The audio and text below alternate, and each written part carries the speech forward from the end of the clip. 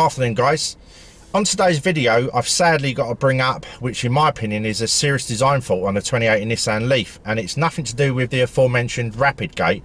What it's more to do with is actually the driving seat and potentially even the passenger seat, and I'll actually show you in a moment what's actually I feel is a bad fault in this vehicle regarding the seating.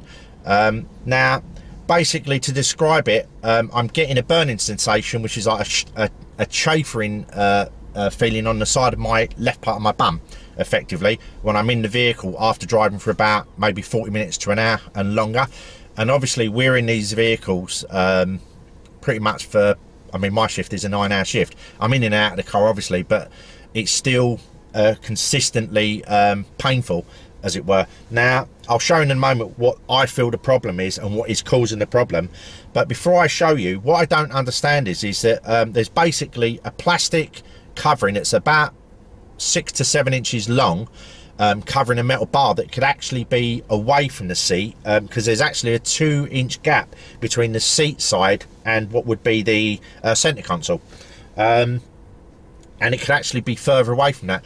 Now the problem is this metal bar is actually covered with quite a heavy plastic shroud, which again I'll show you, but the seat squab, like the bolsters either side that rub alongside this, the foam isn't dense enough for the job. It's actually very light foam, and more importantly it's not thick enough, which it could be a lot more thicker. And so basically, as you're cornering, unfortunately in the town where I work we've got a lot of roundabouts, so obviously you're exerting left-hand forces all of the time as you go around roundabouts, which is probably making this issue even worse.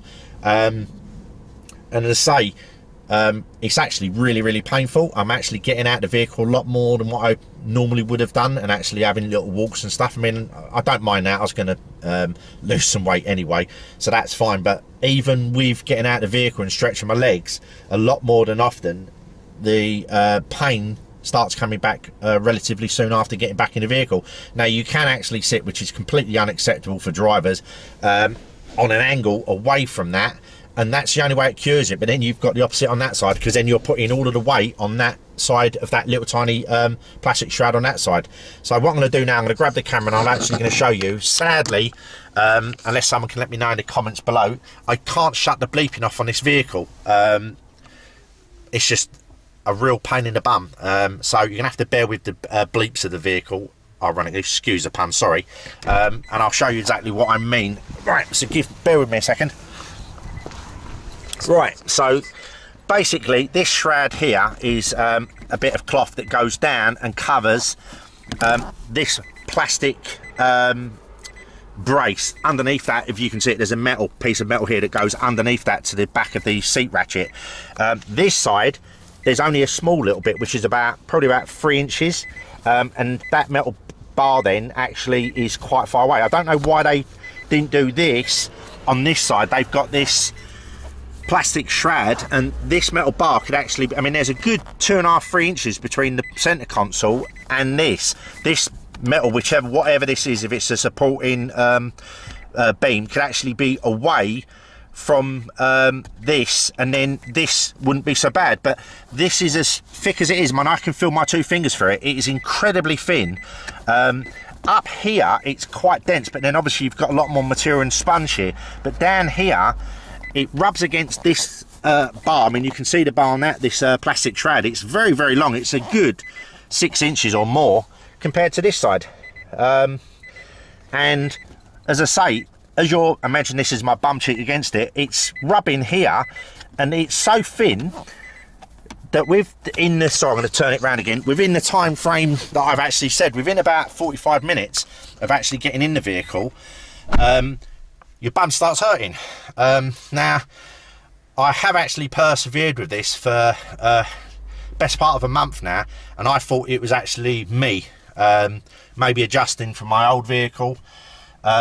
I have actually checked my old vehicle in terms of these plastic bits, and they are very similar, but they're down deeper. So where you basically sit into the seat, you're not getting anywhere near them. Anyway guys, I don't know what I'm going to do about this, because I need a vehicle for work. I'm kind of burning through the pain, as it were. I'm not happy about it, and it's Saturday sadly, so I can't really ring Nissan UK and find out what they could do to rectify this issue, if anything. I actually don't know what can be done personally, unless they redesign the seats. I'm a bit surprised that no one actually tested this with seat sizes. I mean, obviously there's different people. I mean, there's obviously people a lot bigger than me and obviously a lot smaller. Obviously smaller probably wouldn't have the issue, but I still think they probably would do, because if you drove the vehicle for say 2 or 3 hours at a time, as your bum compresses that foam, it would probably just become thinner and thinner. I say, when you first get in the vehicle in the morning, because the foam's had a chance to uncompress, and maybe the fact your bum's had a chance to heal, as it were, and then you get in the vehicle, then you're getting the issues back. Anyway guys, I just wanted to bring it to your attention. If you my waist size is in between a 40-42. I'm a little bit overweight, admittedly, but even so, I don't think this is going to cure it. I really don't. I'm going to have to lose so much weight. Anyway guys, I will keep you up to date, and when I've heard back from Nissan UK, I will get back to you. Bye for now.